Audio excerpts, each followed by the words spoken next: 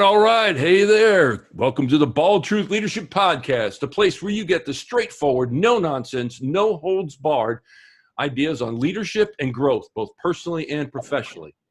The Bald Truth is brought to you by the Peak Performance Group. I'm your host, Coach Rick Colster, certified executive business coach and chief coaching officer for the Peak Performance Group, where we help people and organizations align and maximize their potential. Our guest today as well, let's just say he's the real deal. This guy is an absolute real deal. A true Texan, born and raised, as they say. He can entertain you, make you laugh while creating a gourmet Texas meal in a cast iron skillet. And he does that all while running a cattle ranch as he drives a tractor to feed the herd. He's an amazing chef who can build you a meal that will range from a petite appetizer to a hearty iron skillet seared steak to a delicious cupcake for dessert. Again, he is an active rancher while he spends his days tending the ranch while he brainstorms new twists on your typical Texas Chow. Today we welcome celebrity chef, Cowboy Chef Newton. Welcome to the Bald Truth, Chef. How you doing today? Doing great. Thanks for having me. What a pleasure. I'm actually in my rolling office, my F-350 Ford truck right now. So I'm sitting in front of the John dealership I've got to pick up some parts for my tractor. You know, somebody buys something. So you are the real deal. Got to break down. You really are the real deal. I'm a fifth generation rancher. You know, fifth generation Texas rancher farmer. Yeah. I hate to compare both ranching and farming, but I have both. So it's a great lifestyle. It's great for what I do. You know, and I also do a little bit of real estate to pay for ranching and farming and cooking and chefing and all the fun stuff too. So I'm the real deal banana peel, and people kind of laugh about it, as I'm wearing flip-flops and shorts today, but people crack up. You know, I'm either in boots or jeans or I'm in flip-flops and shorts, and I may be doing ranch chores and flip-flops and shorts. It just depends on what I'm doing, and people crack up about it, but that's just me. Yeah, that's just kind of my mantra. 85, 90 degrees in, what is it, April now in Texas? Just wait till the summer. You'll be in a lot of shorts and flip-flops. So let's see, where do we start? I don't go shirtless, so I promise you. I won't go shirtless. Oh, good. It's good to know. I don't want to burn my eyes today. So let's start with you. How did you end up in the kitchen? You're a rancher. You're a fifth-generation rancher. So how did you end up in the kitchen? And I understand Texas. I'm like a grill master myself. I like to think I am. At least I can go out in the backyard and grill steaks. But you take it to a whole new level in the kitchen. So how did you get started doing that? Well, Dave, most people don't understand. When I was a young kid, I moved out at a very young age. I was in an abusive situation. And so I started pretty much on my own when I was about 16 or 17 years old. And my family had a farm in Irving, and just to make life a little bit easier for me and my family, I moved to the farm in Irving, and I started there. And then shortly after graduating from high school, I ended up in Paris, Texas, working on a ranch. But so wait a minute. You said Irving. I don't want to cut you off, but you said Irving as in Irving, Texas? Everybody says that too. Where the Dallas Cowboys used to play? Yeah, we were on the opposite side. We were on the southwest side. That was one of them. My dad had property in East Texas and West Texas too, but our home base was Irving, Texas. But my dad grew up on a farm between Shady Grove and Rock Island, just what's now is currently east of George Bush, south of 183. And that was a rural community for a long time. I mean, there wasn't anything else. Heck, with my wife, Melanie, as you well know, we grew up together since first grade in Irving. And Irving, we started out with 40,000 people. You know, it wasn't this Las Colinas, this hub. DFW wasn't there then. I remember as a kid that we literally crossed 183 highway you would dart across two lanes, wait in the center for the traffic clear, and then you'd go on over. And that was at Esther's. So, yeah, I lived on that farm. My family had that farm until the early 2000s. We finally sold it. Very cool. Yeah, it was a small farm, but I lived out there. And then shortly after high school, I went to college my freshman year, and I looked at my dad after that freshman year. My dad and I have always had a great relationship. It's never really been strained, other than when I was going through with what I did with my mother and stuff. And my mom, I take care of my mom. So let's just let it be known. We were just two different people. But I looked at my dad for my freshman year, the fall semester. I go, listen, don't waste your time. Let's don't waste my time nor your money. School wasn't my gig. I had rambling feet, and I stumbled across this rancher that lived in Dallas, Fort Worth area. He actually had a house in Irving. He said, I'm looking for a ranch hand. I blew out and went to go work on this ranch. And manage it. And I did that for about 3 years. And one summer, my flip-flops took over, and I go like, I want to be a bum. I came back to Dallas as a bum. I water skied. I lived on a friend's couch. And, 21 years old, 22 years old, you can do that in your life. I had wandering feet. I said, if I want to go to California, I'll go to California if I was going to do this. But I stayed in the Metroplex, and I went to go hang out with him one night. He was a bartender. So, I had because I lived on the couch. I mean, if I had $40, I was rich. My car was paid off, and I water skied 3-4 times a week, got drunk probably just as much, if not as much. But, I was just living. I had gone through being 16, forced into being an adult, being responsible. Yep. I had to pay for my own stuff. I had to go to school, and I took a summer off, and I went to visit him one night. He was working as a bartender at a restaurant in Dallas. The restaurant was owned by Jack Bonds, called Newport's, and I had worked like at other places, just Bennigan's and stuff part-time jobs. Yet in the restaurant business, that's kind of what we do, isn't it? Yeah, and once you get into that lifestyle, first of all, it's very hard to transverse out of it and transgress into a real job. Yeah, I was in the restaurant business back in the days, back about that same age. I went in the restaurant business, went off to college, and I played football. So who are they going to pick? Pick the big kid to be the bouncer. And that's how I started in the restaurant business. Yeah. So it's a natural. And I spent 12, 13 years in it, running, operating, building, all of that. I had to do the same thing, Rick. It was kind of crazy. I started out as a dishwasher, and which, you'll learn really quickly that you'll never go hungry in the restaurant business. True. You'll never go thirsty, and you'll take your cash home with you. But as a dishwasher, the kitchen staff would take care of you. I call it the most humbling job in the restaurant, one of the most enjoyable. You're in your own little space. You don't have to deal with anybody. I did have to deal with a waiter one time that kept on, throwing food and throwing plates at me. And I was a big boy. I'm no small, and I had enough of it. And he went out the side door, and I became a waiter that day. So, well, attrition is part of the restaurant business, I think. You're only as good as your last shift. Planned or not. So I know that you have this great love for food, all right? And you create these amazing dishes. Where's that creativity come from? And don't tell me it's from smelling cow shit out in the ranch, right? Out in the fields. Well, if you see me, I love food. I didn't get this body eating salads, but when I worked in the restaurant, I worked front of the house. I was front of the house because that's where back then, you worked in the kitchen, you didn't make money. So I had to make money because I had so much to support. And I spent a lot of time in the kitchen. Now, a lot of people go into the restaurant business. You get there at 10 o'clock in the morning, you work your lunch shift, and you go home at 2:30, 3 o'clock, come back in the evening. Well, I used to get there. I treated it as a job. I get there at 8 o'clock, set up my station, and I hung out with the kitchen guys. Always found them to be more intriguing. They're a hot mess outside the kitchen.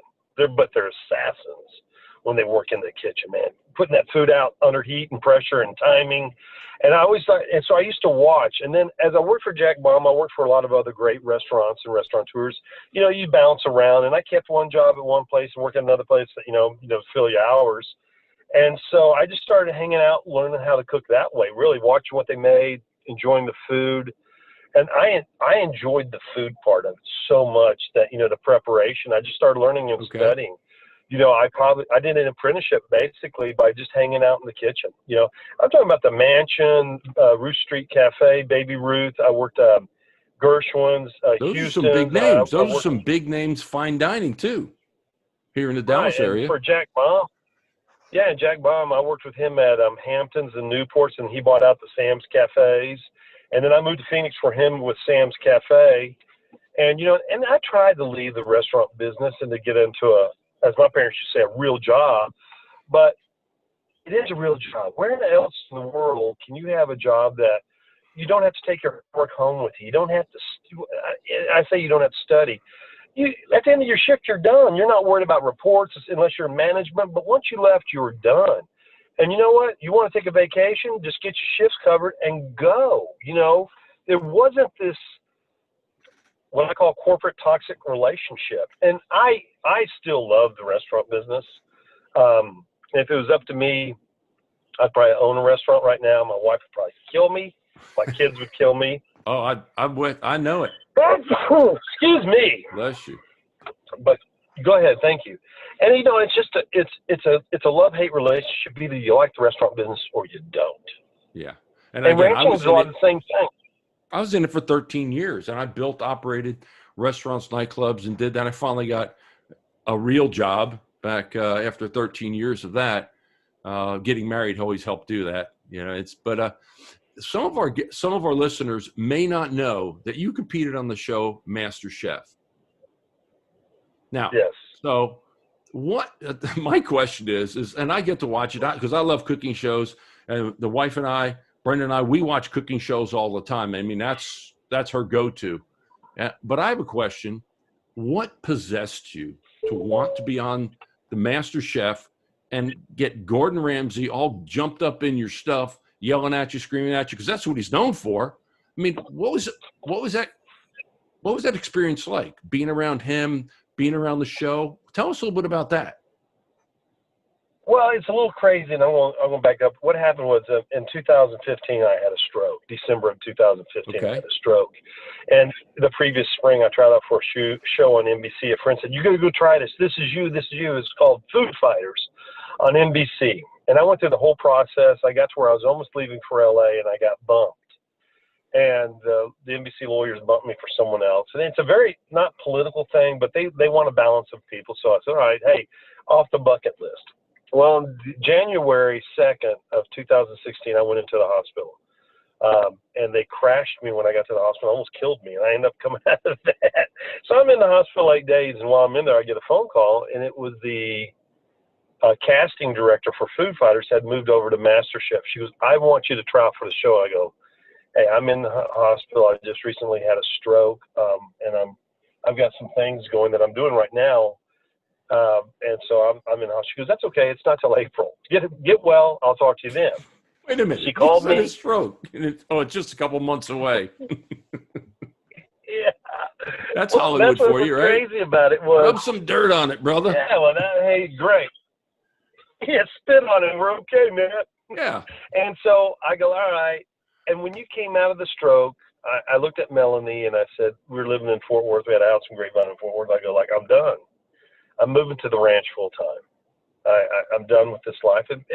And you come out of those, you come out of it, and your body treats you differently, and your mind is I was a little petulant in mine, for example.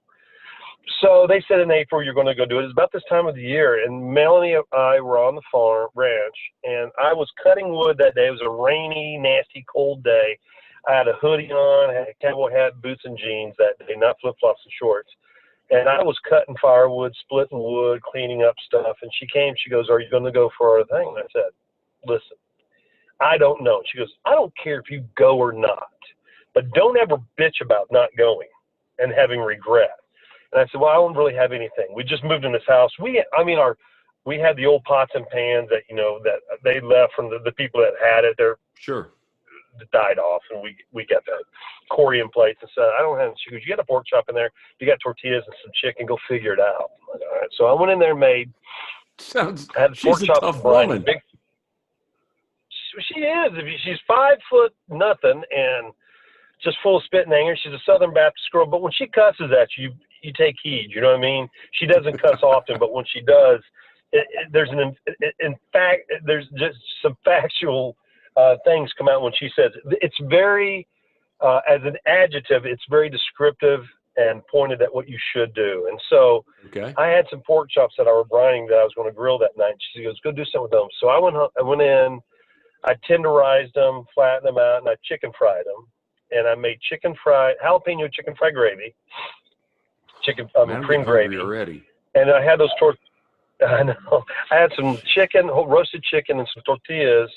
And, so with the sour cream, I made some green chili chicken enchiladas to go with the chicken fried pork chops. I rolled it all into a hot bag and cold bag. I made some guacamole too, some chipotle guacamole.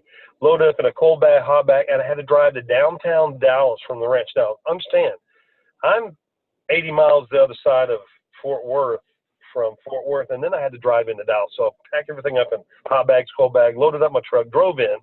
And Melanie, before I left, goes, "Are you going to change clothes?" And just being as petulant as I was, goes, "Nope, I'm not doing it. I'm going just as I am. Screw them." So I show up, and Kelly Mack was the casting director. She found me. She goes, "You won't even have to wait in line." And when I went and tried out for Food Fighters, it was me and one other girl that was in there at that time slot. And she made her food. The guy says, "Hey, it's really good. What you did? Why'd you make it?" Blah, blah, blah. I walk in. There's 5,000 people that showed up for this casting call in Texas. Holy smokes! And they bumped me in front of everybody. And I'm sitting there. Excuse me. And I walk in the room. There's 50 people around a U-shaped table. And the chef walks up and goes, "Hey, like the way you dress there, guy. I'm glad you dressed up." I said, "Listen, Bart, I run a ranch. This shit doesn't work out. I got to go back to work." And so he ate it. This and doesn't I won't work. Use the I got to go back adjective. to work. What's my backup plan? And he goes, "Mofo, this is the best thing I've had all day. We went to the Rustic last night. If they would have had this, I would have freaking ordered it," and called the other chef over. Because there's one going down one side of this table, and there's another one, him. And sorry, allergies are whooping on me. And the other chef came on, same thing, goes, "Man, that's good." And he goes, asked me a couple of questions, and he said, "You know what, just keep being who you are and keep doing what you do, have some personality." So they shuffle you out of the room, all 50 of them, they pick 10 of us, and so then we go back out, and we're getting interviewed now by which I found out to be the producers of the show. Okay. Robin, a good friend of Gordon's, and his Elizabeth and Jazz, and they asked the question. They go, "Look, I just don't say, listen, I'm a stroke survivor. I've run a ranch in West Texas, and I have a passion for food, in Texas. And the dichotomy of Texas food, people think of chicken fried steak or chicken fried pork chop. They don't understand that. We're the state of Six Flags. We're multinational. I mean, where else can you have Vietnamese, German, Czechoslovakian, French, Mexican? We got our own barbecue. We got Tex-Mex." And that's the dichotomy of Texas. And I cook food that's in it. And that's what I am. I'm a Texan. I'm a fifth generation Texan, and I'm here to cook for your ass. And they go, "Well, okay, that's a good question." And then they got to the end of the line. The 10th person was this girl. She goes, "I'm from Chicago, but I live in Highland Park." And I go, "This ought to be good." And she goes, "Yeah, I'm from Chicago, where the food is so much better. And, and there's some good restaurants." And I stepped out of line, and I looked at her, and I looked at the producers, and I go like, give them the WTF look. And I go like, "Oh, this is going to be good." And so I go, every city has better food than another city because it's regionalized. But I guarantee you can't find good barbecue in Chicago. You can't find Tex-Mex in Chicago, and you can't find someone as opinionated as me in Chicago. But we have that. And then they go, and then, so they moved on to the guy next to me, and his name was Frank, and I love Frank. Frank was a guy that he started off as, he goes, I'm a son of a gay preacher." And I go, "Well, how the hell did that work out for you?" He goes, "No, I'm a gay son of a preacher." Oh, okay. Gay son. And he goes, "Well, I finally figured it out what he was saying, but the way he said it, man, it sounded like he was a son. I'm a gay son's preacher son. I'm a gay preacher son." So when he talked, he didn't tell me there was a comma between "I'm a gay," so he's gay, and his father and he's a preacher's son. It was a two-part sentence, but he combined it all in one. I go like, "Well, how the hell did that work out for you?" That doesn't make sense. But the long story short, Frank was awesome. And Frank steps in and goes, "I like to go all the bougie places, like the girl at the end of the line." And so when they dismiss us again, they dismiss us in the room. This girl walks up to me, and I'm wearing a cowboy hat, and I literally got sawdust and dust. I look worse than anyone there. And the girl goes, "Well, when I saw that cowboy hat, I just couldn't believe of your vocabulary." I guess because I use dichotomy. And I go, "Well, you don't judge a book by a cover, do you, honey?" And then she turned to Frank. She goes, "I don't appreciate you calling me out." And I go, "Here, kitty, kitty, kitty, kitty, kitty." I started provoking them all. And they lit into each other. It was pretty funny. And then they came back and they chose 3 of us. They chose Frank, myself, and a girl from India. And then to go to the next thing, which they call you up. And it's a pretty extensive process to go do MasterChef or any of these holiday shows. You got background checks. We did an MMPI, the Minnesota Multiphasic Inventory. It's 500 questions. They do a background. They don't need any mass murderers in there. They don't need any felons. There's a lot of liability. It's interesting. because I think Hollywood it's so interesting to watch people. And I've had experiences in some of the things that I've done in the past. I actually got to MC in a charity event. And I know you do charity. I want to talk about your charity stuff in a second. I MC'd a charity event, 10, 12, 15 years ago with one of the winners of Survivor. So I got to spend with this guy, Tom. He was a New York City lieutenant fireman in 9/11, all of that. And they said he's a fighter pilot is what they kept calling him. They needed that mentality, that fighter pilot mentality. And it was interesting how we sat and talked and we smoked cigars and had a couple drinks and talked about his experience there on how everybody was going. They when they knew they wanted him, like they put you right up front. She moved you up front. She knew you want there. They were gonna use you. They kind of know what they're looking for, and they found it, and let everybody else do it. And he says once they figured it out and they did the personality test, they did all this stuff on me, background checks, all the stuff you're talking about. He says they were just going, who's going with Tom? We want to know who's going to the island with Tom because he was already in.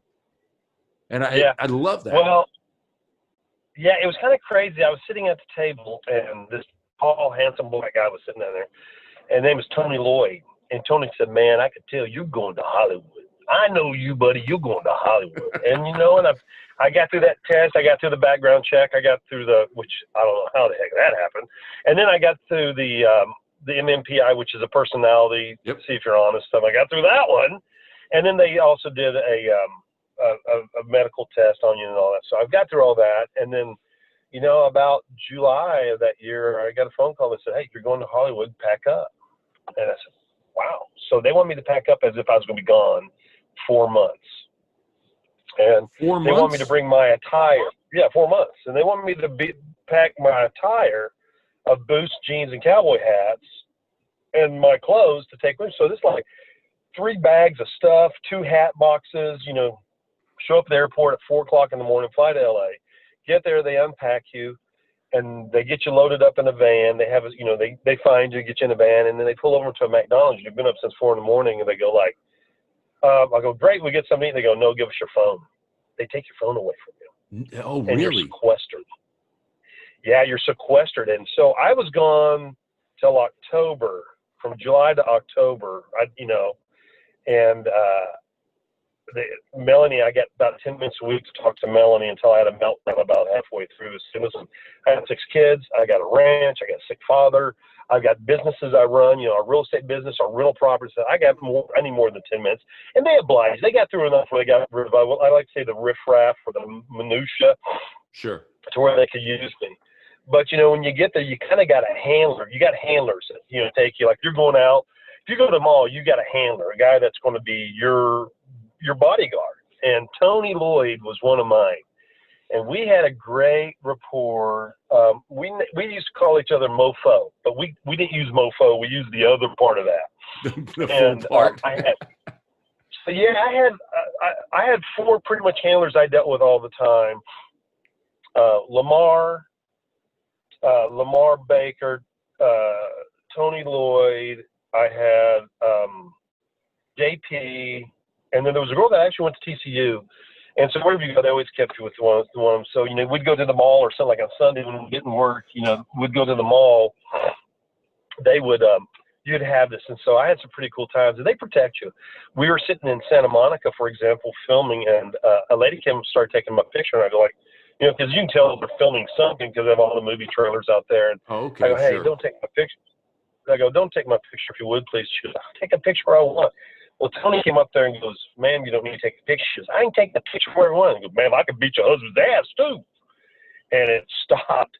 So, and people want to know what's going on. You're insulated from what you do a lot. And it's a pretty crazy, if you're not cooking, you're in the kitchen, you're in, you're interviewing. And then when you do get time off, you're sequestered. They keep you in a hotel and the confines of it. There's a lot because it's a multi-million-dollar. $100 million. It sounds like what a process to be through, be a part of. What a great experience, though, for you. What a great experience, and it spurred on, where you're at today. And I know that you do cooking shows. You've been doing a lot of cooking shows. I watch your stuff on the social media, so if you're listening and you want to know, look up Cowboy Chef Newton on Facebook, look it up on Instagram. He's putting on some good stuff. So you might even learn something, some cooking tips right there from him. So, but I know you're married to a wonderful woman. While we're under house arrest, I am. I'm a very blessed man. Absolutely, I am. Okay, so while you're under house arrest, tell us about what's going on. Well, since we're on house arrest, I'm sorry, I kind of cut you off there. My apologies. I'm world's worst about that. When we're talking about my favorite subject, media, I hate to drift away from it. So, while we're on the house arrest, a friend of ours reached out to us and asked us, why don't you start doing some cooking videos for these kids that are stuck at home? And I go like, oh, are you still there? Yeah, we're good. And I said, yeah, sure. I would, that'd be great. And so we started doing one. We did one on Monday. Now, 4 weeks later, we're still doing them. And we're 4 weeks into it, or no, gosh, 5 or 6 weeks now into them. And every day we do one starting every day, Sunday through Thursday, we do them at 1 o'clock. And Saturday and Sundays, we do them at 5 o'clock. We try to keep them to 30 minutes, and we'll take one thing and show you how to make them. Today is going to be a combination. The day before yesterday, I taught them how to make some candied bacon chocolate chip cookies. Oh. Yesterday, we made candied bacon cookies and cream ice cream. And today, we're going to make cookies and cream with bacon, candied ice cream sandwiches. Man, we're doing a in bolognese. the sweet section. That's my sweet spot. Let me tell you. I'll eat sweets all day long. Bacon. Oh man, you're killing me right here. And then we're going to do a bolognese. We're going to do a fallow bolognese. We're going to give a recipe for buffalo or whatever you want.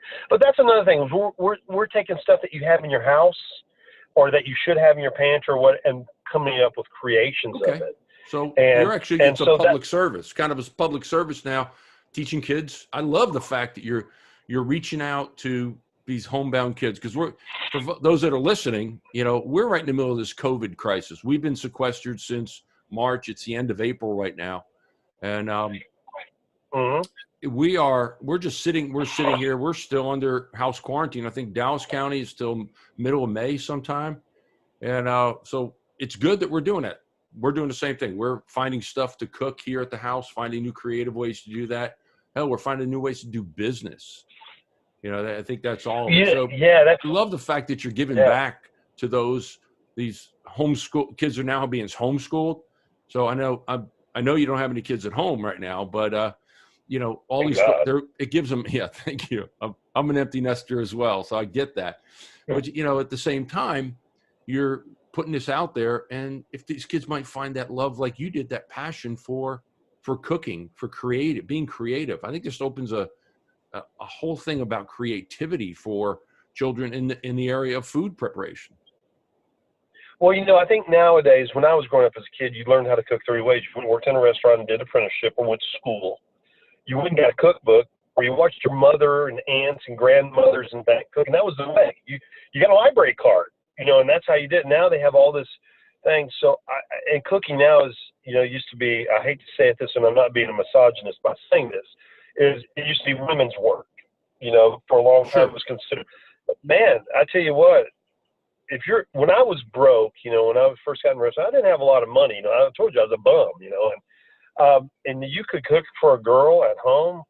That was pretty cool. And you could save money. And if the day didn't work out, you could go on down the road. You could meet you guys at the bar by 10 o'clock at night.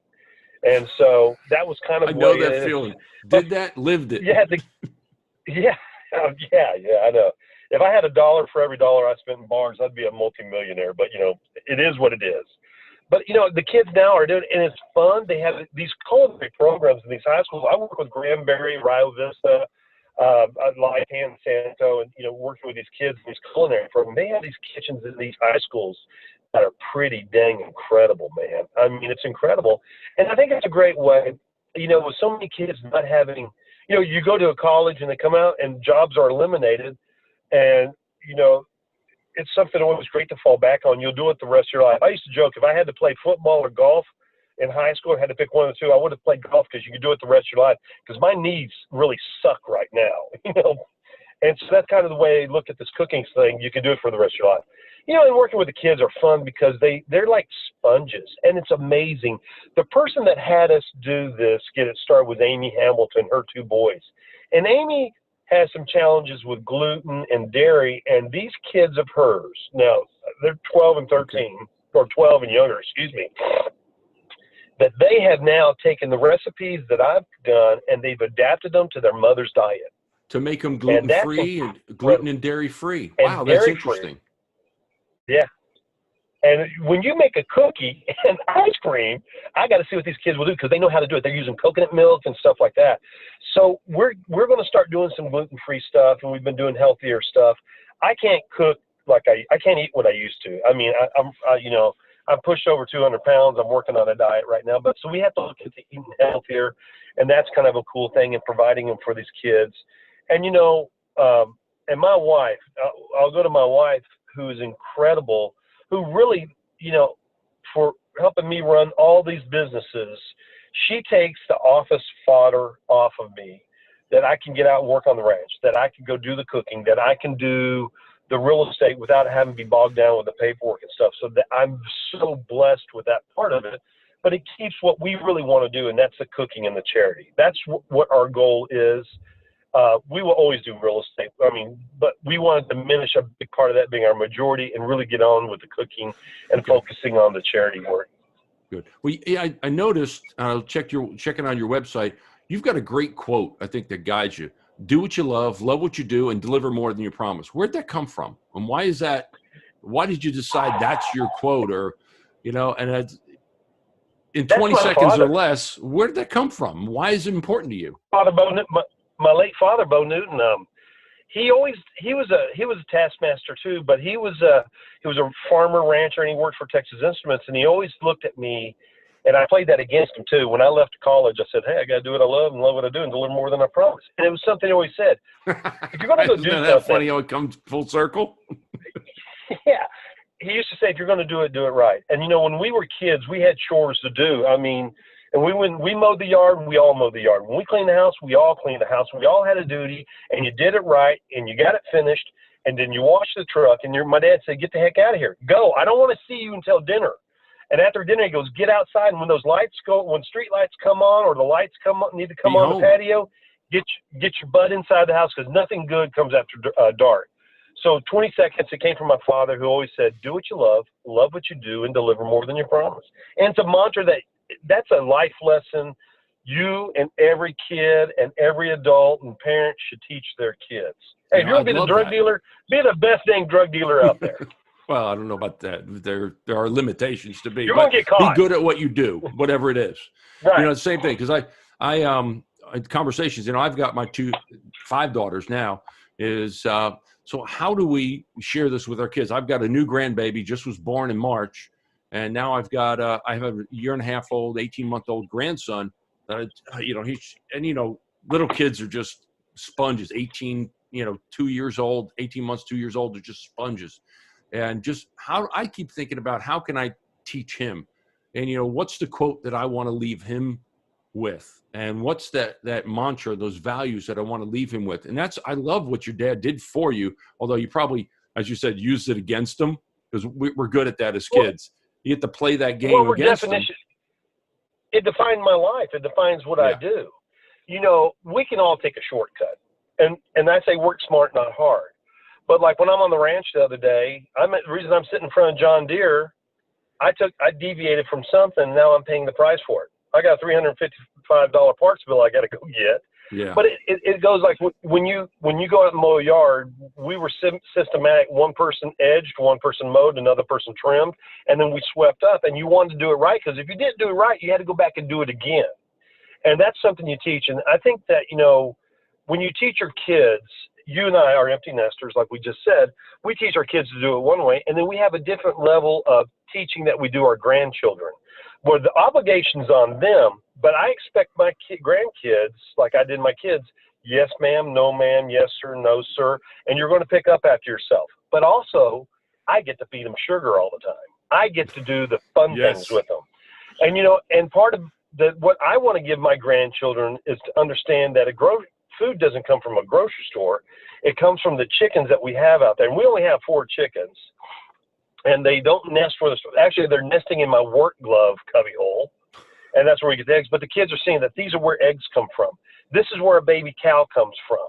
and they say, this is where beef comes from, and this horse is here for that reason, and that the pig, we have a pig, and this is what pork comes from. And we just planted 12 peach trees, and we're doing a big garden, and teaching my grandkids the fun part. You know what? They rather go pick a tomato, they rather go grab an egg than they sit in the house. Now, listen, of the grandchildren, there's 3 girls, and each one of them is a little bit different. And my middle one, she's not my favorite, but she's so much like, she's going to be the horse trainer. She's going to be on a tractor. And the other ones are they're all cerebral, but the other 2 are the fashion. You know, they're going to be the fashion girls. They're going to be, sure. And that's the beauty of it. But it's my obligation to teach each and every one of them the easy stuff. And my mantra that I want to leave with them is, nothing comes easy. You have to work for it. And that this is where food and things come from. And you know what? I keep wondering, how am I going to, I'm a new grandpa now. And so what's that? Because I never had that growing up. So now I'm taking that responsibility, taking it seriously, that, what, I've got the ability to nurture and really build this young man, this little boy, little baby, now a toddler, for goodness sakes, but into a mature young man that's got good values. Yes, ma'am. No, ma'am. Yes, sir. No, sir. And teach them that. And I think what a great opportunity we have today. And again, you're reaching out virtually right now, but I know you're going to continue to do that. I know your philanthropy. I'm familiar with some of your philanthropy. You go out and you've raised, I think, over $500,000 for charities around as Cowboy Chef Newton. Doing demonstrations, different events that you'll do where people do that. So thinking about that is one of the things that I know we all experience is, and if we're thinking about it, is setbacks. And you mentioned you had your stroke earlier on. So I think having that, and then you recovering from that, a blessing from God that you recovered physically, but I'm thinking mentally, that had to knock you clean in the shins when that happened. And then, so what's your mindset? How did you have to get the right mindset? And what did you do for mindsets? And what would you recommend for someone else that's getting kicked in the shins, getting knocked down in life? How do they have the right mindset? What did you do to get out of that? Well, it goes back to my father teaching us, you adapt and improvise, and stuff in life. And you do. I was going full bore when I had that stroke. I would come back. I'd gone through a pretty tough divorce. Me and Melanie we got together, Melanie and I. Like I said, we've been friends since first grade. And, you keep getting these kicks, but you know what? There's a reason that we get dusted off. And God picks us up and lifts us up and puts us in the middle attitude of adapting and improvise, overcoming an objective. And, you played football, you're not going to score a touchdown on every play. You're not going to make a tackle on every play. You got to learn how to pick yourself up, dust yourself off, learn from your mistakes, and get on down the road. And the stroke did that for me, as well as it made me look back and say, why? And it's not my job to question God by any means. It's to say, he gave me a second chance. Let's make the best of it. And I thought to serve God best for me was to take a talent and give back. And what better way than 2 ways? First of all, with the food banks, helping people that just need that extended hand of help to help them reach out and to, get something for them. And then for the other charities and stuff that, hey, I can go provide a meal for someone. They pay a premium price for, which they pay a pretty price for. And I don't like to correct you, but I'll be glad to let you know I'm proud of this and I want to brag about it. And the generosity of what we raised isn't about me, but it makes me feel good. But we've this last year went over $1 million. Holy smokes! Wow, went over $1 million. Yeah, in charities. And being able to, I could have never, ever in my life been able to afford to give this to charities or to help people out by any means without being on MasterChef. MasterChef had created a pathway and opened a door for me that is helped so many people and helped me. Mentally, it's helped me. And it's probably the most proud that I am, aside from my kids. See, I love that part where you say, take your talent and use that talent to help others and get back, and use that talent. Take that talent and use it any way you can. Because even if you're not what you want to do. You want to take that talent. You can. I love that part. So, Mike, and you can think about all the people that you've met along the way. You met Gordon Ramsay. Is there anyone else that has been an influence on you that you might fangirl over? Let's see. Well, I met, of course, Aaron Sanchez and Christine Tosi, which was incredible. I've met a lot of people out here doing this through these charities. And, probably I think that my favorite is my favorite chef in the world is a guy named Enrique Olvera. And Enrique Olvera has Pujo in Mexico City. And he is probably one of the best chefs in the world. He's taken these moles. And my wife and I were vacationing in Marfa. And we're sitting in a bar, restaurant bar, and, just waiting for food. And we're the only ones in there. No one's in this restaurant. It's early, and these three guys come in and sit down right next to us. I mean, they had 50 seats, and they sit down right next to us. I go like, what the heck is going on? So they're chatting amongst themselves. This guy has his back to me. I don't pay attention to it, and they're getting ready to leave, and he had some food. I go, hey, y'all finish that food? And it turned around, it was Enrique Olvera. I go, son of a good. He is one of the most incredible chefs in the world, and if you ever watch it, his food is simplicity, but yet complicated, and that was probably by happenstance a guy that I wanted to go meet and go eat in Mexico City, and I'm sitting in Marfa, and you're sitting right next to him. Yeah. Isn't that providence? Isn't that what God does? He puts the right people in your life at the right time. I think that's the absolute blessing, is sometimes God puts the right people in front of you at the right time. How cool is that? So, all right. So anything you want to promote for yourself going on? Anything new that's going on? Hey, I do. You got to watch on Tuesday nights now on the Food Channel. There's a show called Supermarket Stakeout, and I can release it today, and you'll see it. I'm going to be doing the show. It's called. I'm doing episode 11, which is the Mediterranean. I'm on that show, so you got to watch me on that. That's coming out, and I got some other TV shows coming up. But I'd love for you to see me at Supermarket Stakeout with Alex Pierancelli. I'll be episode 11. It comes on 9 o'clock Central on the Food Channel on Tuesday nights. So catch me there. If you can't catch me there, try Hulu and all that. And then watch our videos every day at 1 o'clock except for Friday and Saturday. They're at 5 o'clock. 30-minute how-to. You see it from the ugly kitchen. You can see that you don't have to have a commercial kitchen or an incredible pantry to cook what we do. We've done duck and stuff, but we've done some great things. So I'd love to reach out, friend us there, send us a question. If there's something you want to know, you can go to the Cowboy Chef Newton page on Facebook. You can go to Instagram at Cowboy Chef Newton. You can find me at Twitter, which you like to see me joke around and so you'll see Cowboy Chef Newt. And then you can go to our website, cowboychefnewton.com, and reach out to me. Feel free, and then watch us there. We'd love to see you, love you to be a part of our little bitty world. And you'd like to giggle and have fun, watch our show.